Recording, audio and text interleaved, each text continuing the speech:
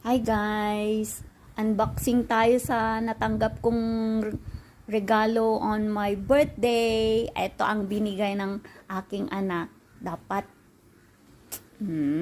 first time kong magkaroon ng ganito guys. At saka ito ang gusto ko rin para malaking tulong sa akin ito guys. Talaga, And this one is the best. But all of them are best. Yan, dalawa kong anak na. Ito ang regalo niya sa akin. Alam niya, I'm struggling with my small pen, my small frying pan. Ayan, guys, ang picture niya. Oh, ayan. Oh. Saka ito na sila, guys. Hindi ano to. Ayan. Legit yan, guys. Oh.